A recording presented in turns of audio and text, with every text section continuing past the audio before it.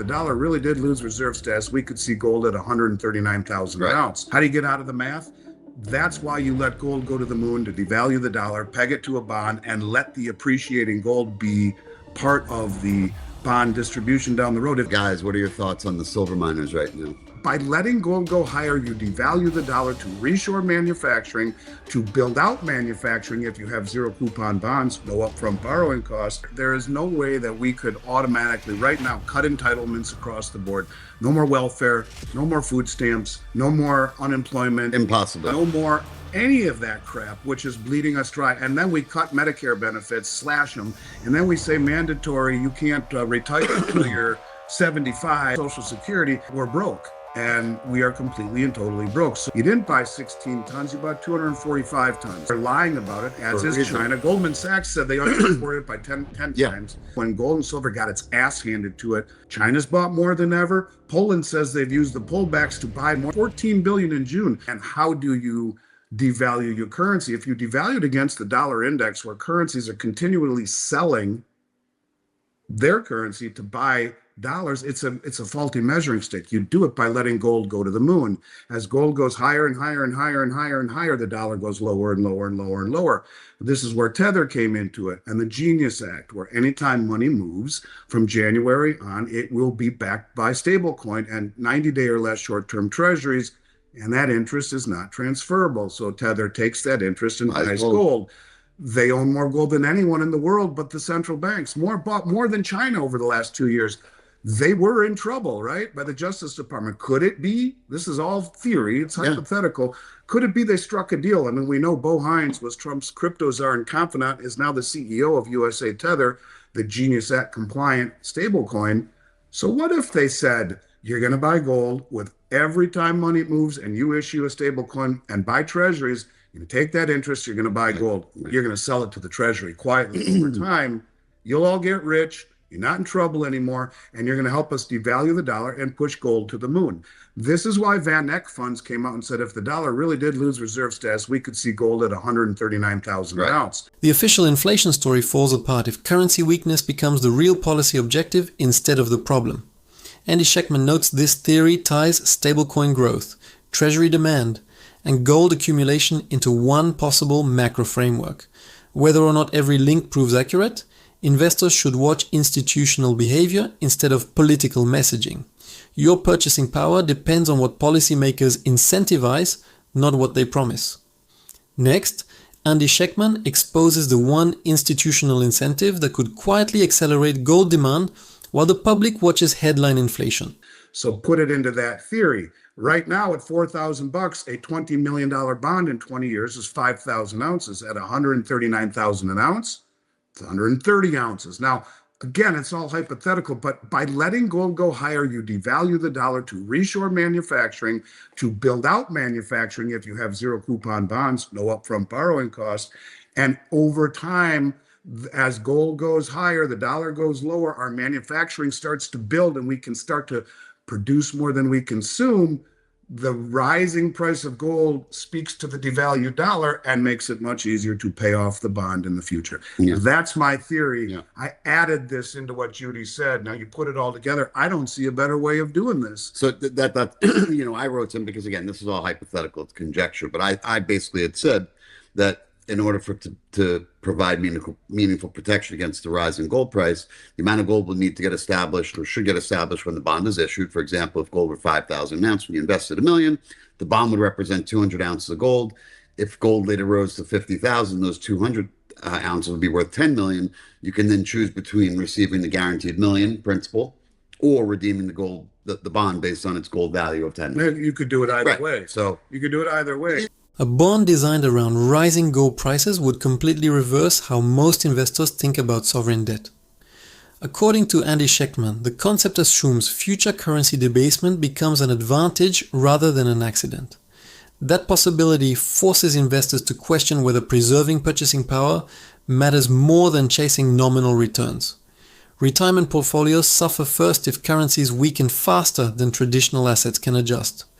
Next, Andy Schectman reveals why this bond concept challenges decades of conventional debt market thinking. Either way, I think at the end of the day, the outcome And the premise behind it is that gold is going to be higher 50 years down the road, and the dollar will be substantially lower. There's no question Right. about that. There is no way that we could automatically right now cut entitlements across the board.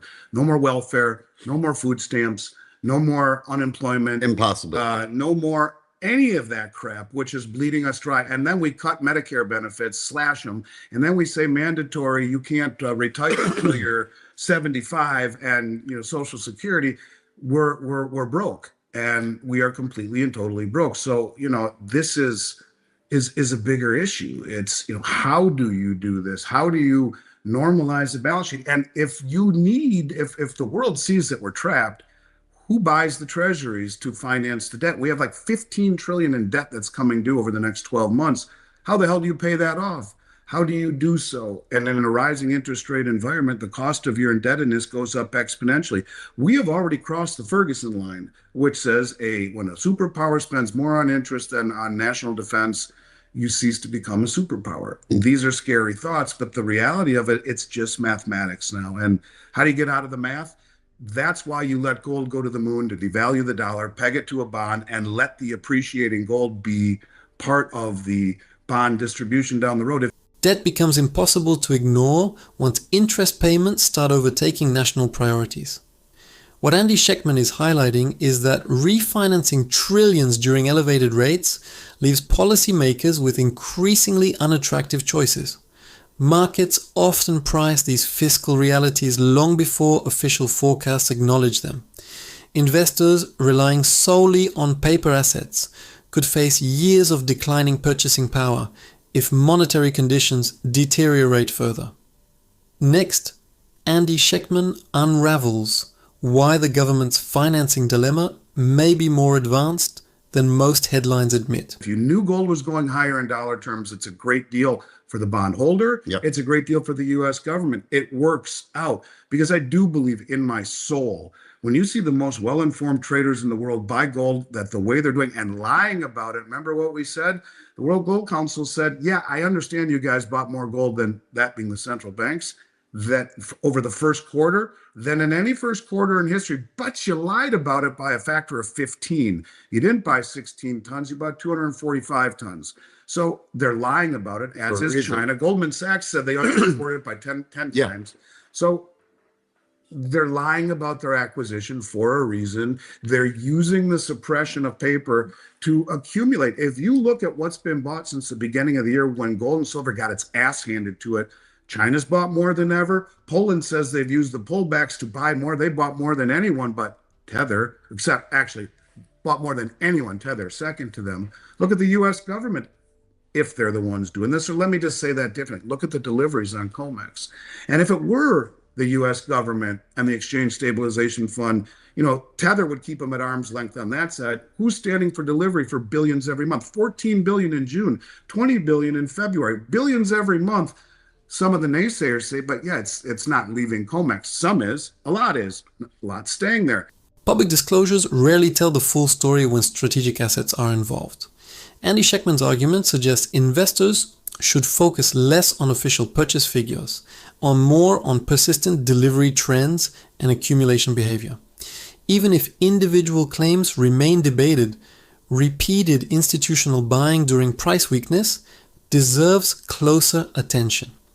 Ignoring where large players allocate capital has historically been an expensive mistake for long-term savers. Next, Andy Schectman exposes the COMEX positioning pattern many investors overlook while watching daily price swings. Well, if it was Besant and the Exchange Stabilization Fund, he could say to COMEX, just leave it there so we don't rattle the bushes. We'll slowly take possession of it, but leave it there. Does he worry about a COMEX default? No, it's the U.S. government's goal. Give it to me first before anyone gets paid. Yep. I'm saying that show me a better way to get out of the problem we're in and look your grandkids in the face and say, you too have a future. How the hell do young kids have a future in this environment that's only getting tougher and the dollar's becoming less desired? Interest rates have nowhere to go but higher unless they're manipulated lower, which is monetization, which leads to hyperinflation. We're trapped. We can't lower, we can't raise. So what do? You got to think outside the box. That's what I did. And I added a little bit of a caveat to what Judy said, and I still think it's the best idea I've ever heard. Guys, what are your thoughts on the silver miners right now? I mean, I think that they're cheap. I think that that's really what it comes down to. I think right now the miners are cheap, the metals are cheap, but it's like what we talked about last week. You know, Costco announces a 50% off sale. You're gonna have people driving there and you know, wrapping their cars around the block to get in for that sale. But you know, you have metals right now falling 50%. Markets rarely advertise major turning points, while pessimism dominates every conversation. This is where Andy Schectman's thesis shifts from debt mechanics toward opportunity created by deeply discounted mining shares. Extreme pessimism has historically appeared near important bottoms rather than lasting peaks. Investors willing to separate temporary price weakness from long-term fundamentals often gain the greatest advantage. Next, Andy Schectman reveals why today's fear surrounding silver miners could become tomorrow's most misunderstood opportunity. Sometimes more. Where are you now? That's what I would say. I would say it's that, you know, no one's in a rush, but I think that inevitably the people that do kind of get their toe in the water here will inevitably be very happy. I was talking with Rick Rule Yeah. recently, and he told me that he is buying silver mining Yeah. shares voraciously right Yep. now. They're definitely underpriced, certainly, and poised, I think, for significant upside when you look at how they have really underperformed in this environment where silver went up so much, and then they got beaten down when silver fell. When Rick Rule tells you that he thinks that's the best value in the marketplace, I'd pay Trust attention. them. Absolutely. No doubt. All right, let's see. We don't have Z here on the questions, so I'm going through this. So Tether added another 14 tons of gold in the second quarter. Their bullion holdings are now at $19 billion. They own more gold than anyone in the world but the central banks, which, as you know, is something I've been talking about for quite some time. I find it very interesting, almost as if they are running proxy for the U.S. government, accumulating it at hand's length. But it's not stopping. They've bought more gold than anyone in the last 2 years, but Poland, and they're buying more than China. And I think at this point they are listed as the top 30 holder of gold in the world. Cheap assets usually become obvious only after prices have already recovered. Andy Schectman notes that respected investors accumulating beaten down miners deserve more attention than short-term market sentiment. Institutional buying during widespread pessimism often signals patience rather than speculation. For wealth preservation, following disciplined capital flows may prove more valuable than reacting to volatile headlines. Next, Andy Schectman exposes why institutional gold accumulation keeps accelerating despite the market's apparent lack of urgency. And, you know, to be number 30 in a very, very short time frame since they've been basically, you know, in business till now, that's a pretty staggering stat. So here's what I was trying to find. Corporate insiders are selling stock at one of the fastest rates in more than 20 years so far this month.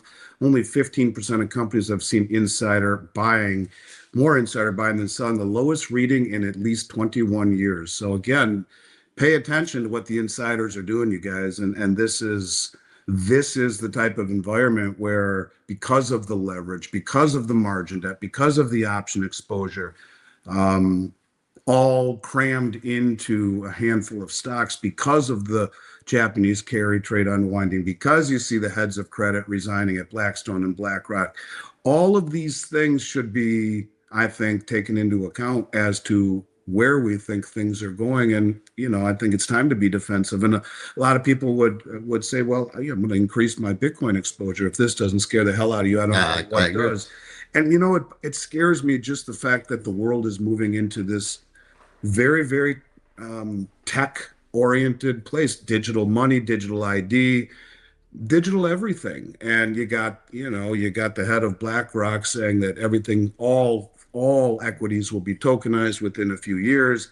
Everything is going to be on the ledger. Everything is going to be digital. It's frightening to me because I'm an old school guy. I know.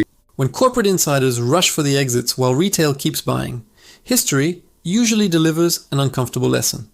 According to Andy Schectman, Shrinking insider buying alongside concentrated market leverage deserves far more attention than daily index highs. Institutions often reduce exposure before risks become obvious in economic data. Investors protecting long-term wealth should watch executive actions more closely than financial television narratives. Next, Andy Schectman reveals what insider positioning says about the next phase of market risk. You got the insiders selling. You got Warren Buffett with $400 billion in cash with Berkshire sitting on the sidelines. You got CEOs of BlackRock and Blackstone private credit resigning. You have a lot of things at a time when the public has the greatest exposure, mom and pop, to stocks, to margin debt, and to option exposure. So they're all in. They're all in on leverage, all in on speculation. What could possibly go wrong? In the 10 stocks, more like 7, Yeah. really 10. This is an environment that would be ripe for some sort of a I don't know, a forest fire that cleans out the underbrush. Yeah. And the strong survive. But which is why I think the outlook for gold remains extremely positive. It's still supported by record central bank buying and certainly a lot of demand for the bars and coins, especially of course in Asia. And silver is lagged. It's the dependence on industrial demand, but I think that both of them, I believe that both of them, you get a lot of people on YouTube are saying that it could break 50, gold hits 3,500. I happen to believe that they're pretty much forming a floor, and it might break 50. I mean, it could do it. Anything's possible, but I still think that we are way closer to the bottom, certainly than we are to the top. well, we're getting to a point where interest rates are starting to tell a story. The market's strongest headlines are masking one of its weakest foundations. What Andy Schectman is highlighting is the widening gap between institutional caution and aggressive retail positioning across a handful of dominant stocks. That divergence has repeatedly preceded painful resets throughout market history. Investors focused on preserving capital should pay attention when confidence becomes crowded. Next, Andy Schectman exposes why rising interest rates may be sending a message the equity market refuses to hear. That the Federal Reserve doesn't want to tell. The Federal Reserve came in and kept rates steady, right? But the market moved against the Federal Reserve. Normally, the market moves lockstep with the Federal Reserve. Yeah. If the Fed lowers rates, the rates go lower on the 10-year, et cetera, the 30-year. But what we saw this time is the Fed holding rates still, yet the market moved up almost a full point against the Federal Reserve. The interest rates went up. And what's very interesting about that is normally when we see interest rates going higher, we would see the dollar go higher with it as it attracts foreign capital to a higher rate. But what we saw this time, and again, it was only over a day or two, so that doesn't make a trend. But what we saw this time is a weaker dollar as rates were going higher. That's an ominous sign. That says that the market is saying, yeah, we think inflation is a bigger deal. And perhaps we just don't trust your fiscal and monetary irresponsibility has gotten or will get any better than it already has. Yeah, well, I mean, I think that the continued inflation, the rising debt, the uncertainty of the monetary policy, they all strengthen the argument for owning physical gold and silver. And this was, again, the Fed holding rates steady, and that was with 3, I think, votes to increase to raise rates. But remember, 8 months ago, everyone was pricing in 3 or 4 rate decline. The bond market is beginning to challenge the Federal Reserve's credibility in plain sight. Andy Schectman's argument suggests rising yields alongside a weaker dollar represent an unusual combination investors should not dismiss. When markets reject central bank guidance, hidden stress often surfaces before recession headlines appear. Protecting purchasing power becomes more important than predicting the next policy meeting. Next, Andy Schectman unravels why bond traders may be seeing inflation risks policymakers still refuse to acknowledge. Correct, cuts. Yeah. And now now I think that they're almost pricing in a rate hike in December. But September. Well, I think that I'm saying that could be, but I think December was the one that was like a shoe-in for at least a rate hike there. But who knows? I mean, really, at this point, who knows? We don't. We Well, absolutely and the don't. problem is they really, they can't lower rates because inflation is already much higher than they want it to be. They haven't maintained or hit a 2% inflation rate in over 60 straight months, over 5 years. And the one thing that Warsh was adamant about was the Fed's desire to target 2% inflation. But how the hell do you get there? How do you lower interest rates in order to stimulate when inflation is already roaring roughly, double what you want it to be? You lower rates, inflation is only going to get far, far worse, and it signals to the market you'll never, never normalize your balance sheet. And this is the problem. And if rates go higher, it just makes the massive indebtedness where you're at, massive defaults and delinquencies rather in not only student debt but auto debt. People are up to their eyeballs right now and aren't able to handle rising interest I mean, look, rates. mortgage rates right now at 7%. Almost, yeah, they're I going mean, that's those are numbers. 5 years without sustained 2% inflation changes the policy playbook, whether officials admit it or not. This is where Andy Schectman's thesis shifts from forecasting rate cuts to questioning whether meaningful easing is even practical. Persistent inflation leaves policymakers trapped between slowing growth and mounting debt costs. Families carrying mortgages and consumer debt feel that pressure long before Wall Street adjusts expectations.